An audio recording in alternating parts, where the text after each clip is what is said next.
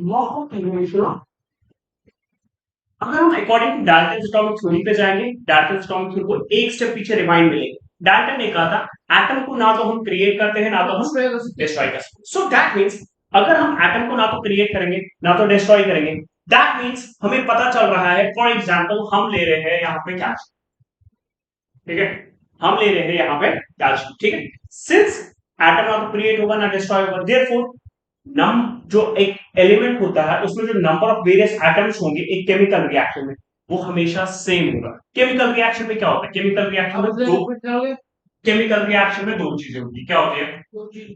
हाँ, एक होता है, एक को कहते हैं रिएक्टेंट, क्या कहते हैं? दूसरा होता है प्रोडक्ट, क्या होता है? प्रोडक्ट। यहाँ पे मैं कंसेप्ट समझा रहा हूँ, law of conservation of mass. एक चीज होती है रिएक्टेंट, दूसरा चीज होता है प्रोडक्ट। केमिकल रिएक्शन में सबसे पहले यही चीज होगी, जब रिएक्टेंट्स आपस में मिलेंगे तो रिएक्शन हो जाएगी, जब रिएक्शन हो जाएगी तो एंड रिजल्ट मिलेगा, वो एंड रिजल्ट होगा प्रोडक्ट, ठीक है। से फॉर एग्जांपल ए एक एलिमेंट है प्लस बी दूसरा एलिमेंट, इनके बीच में एक रिएक्शन होगी, हमने हीट दी कुछ किया, हमारे पास प्रोडक्ट सी आ गया, शॉर्टेड। अब ये जो ए है, ठीक है, ए और बी मिला के दोनों हो गए रिएक्टेंट्स, क्या हो गए? सॉर्टेड। ये सी जो हमारा है ये हो गया प्रोडक्ट। मैं केमिकल रिएक्शन की बात कर रहा हूँ, और केमिकल रिएक्शन में it is necessary that you should have more than one element present. Chemical इसमें ये रिएक्शन नेसेसरी है, एक एक के साथ कार्बन अलग अलग कौन सी रिएक्शन। सो नाउ सिंस मैंने बोला यहाँ पे कि अब देखो same number of various atoms in products and reactants will have the same mass. Say for example यहाँ पे मैंने दो A और B ले लिया है, ठीक है। So अब यहाँ पे जो है इसका जो मास जो है इन दोनों का जो मास मिला के इसका 2 ग्राम है, इसका 2 ग्राम है, 4 ग्राम है, 4 ग्राम से एक ऊपर नहीं और एक नीचे तो यहाँ पे जो टोटल मास है प्रोडक्ट का वो बराबर है टोटल मास ऑफ रिएक्टेंट्स के। रिएक्टेंट्स का टोटल मास 2 + 2 4 ही हो गया, और प्रोडक्ट का भी टोटल मास कितना आया?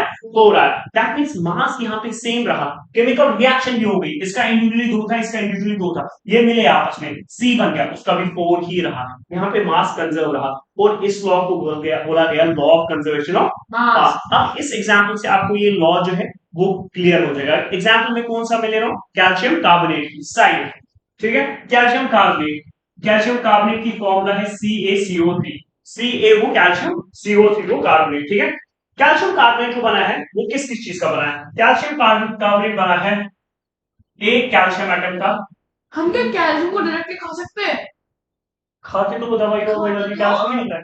एक कैल्शियम का बना है, एक कार्बन, वन कार्बन एटम, ये किससे बनती है पहले? One carbon atom, one calcium atom, and how many oxygen atoms? 3 oxygen atoms. ये पूरा दिमाग यही चीज है, इसी से सारा प्रूव है। ये बनता क्या है? ठीक है, ये मेरे पास कैल्शियम कार्बोनेट, ठीक है, कार्बोनेट यूज में होता है, ये रिएक्शन होगी, ये CaCO3 रिएक्शन कर पाएगी, यहाँ यूज होगा ना कुछ किसका? इसी का यूज पे मत जाओ, ठीक है। कैल्शियम कार्बोनेट है, ये Ca कैल्शियम है, Ca खाली लिखा है ना, यानी एक कैल्शियम एटम है, फिर अगला C है एक कार्बन एटम है, फिर O3 है यानी ऑक्सीजन के 3 एटम्स है, कितने? 3। बात आ रही समझ? सेकंड वाला CO क्यों है? CO नहीं है, ये Ca हो गया अलग, आ गया एक कैल्शियम एटम, ये C अलग, आ गया एक कार्बन एटम, वो 3 ऑक्सीजन, समझ आया? ठीक, ओके, यहाँ रख दिमाग, क्लास है यहाँ रख दिमाग, ठीक है। 3 ये अब देखो, अब इसको क्या करेंगे, हमें प्रूव करना है law of conservation of mass, यानी मास को हमें ये करना है, कंजर्व करना है।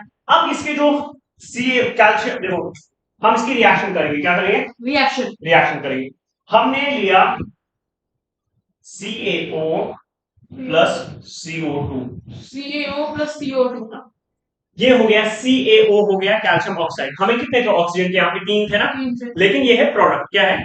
प्रोडक्ट में रिएक्शन करो, रिएक्शन इस तरह से होगी, CaO हो गया कैल्शियम ऑक्साइड। देखो जब किसी भी एलिमेंट के आगे O लगता है ना वो ऑक्साइड बनता है, बनता ऑक्साइड, O लगा ना वो ऑक्साइड बनता है। अब बताओगे आप, हम कार्बन हाँ, अगर O लगेगा ना हम ऑक्साइड लग रहा है। अब बताओगे कार्बन CO ऑक्साइड, ओ ऑक्साइड ग्रुप होता है, ऑक्सीजन का एक ग्रुप होता है। अच्छा बस ठीक है ऑक्सीजन वो हो गया ऑक्साइड। जैसे हम बोलते हैं कार्बन डाइऑक्साइड, ऑक्साइड इसमें भी बोलते हैं ना, लेकिन डाई क्यों बोलते हैं? क्योंकि इसमें ऑक्सीजन के कितने, CO2 ऑक्सीजन के कितने एटम्स है?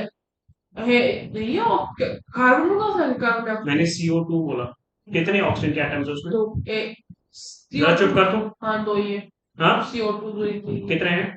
दो ओजोन लेयर है ना जो हाँ जी प्रोटेक्ट करती है, हाँ किसको प्रोटेक्ट करती है? कुछ नहीं होता है बीच में बोलना, बात होता है। सॉरी रेस प्रोटेक्ट करती है सन की रेस को अंदर घुसने में अर्थ को हाँ, ओजोन लेयर की फॉर्मूला क्या है? ओजोन लेयर की फॉर्मूला ओजेडी होगी देखो पता है, O3 O3 O3 किसकी फॉर्मूला है? ओजोन लेयर ओजोन लेयर की। मेरे को बता, अभी मैंने बताया कार्बन डाइऑक्साइड। अब अगर कार्बन डाइऑक्साइड नहीं होगा, CO3 होगा। कार्बन डाइऑक्साइड की फॉर्मूला है CO2, CO3 होगा, क्या बनेगा? कार्बन डाइऑक्साइड की एक लेयर बन जाएगी नाम बताना। ओजोन लेयर ओजोन लेयर का इसका काम नहीं है, वो छोड़।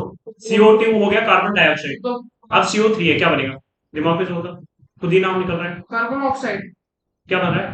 कार्बन डाइऑक्साइड तो CO2 हो गया ना, CO3 की बात कर रहा हूँ मैं, कार्बन क्या बनेगा? शायद से पता है क्या बचा तो गलत है बता, टाइम वेस्ट मत करो।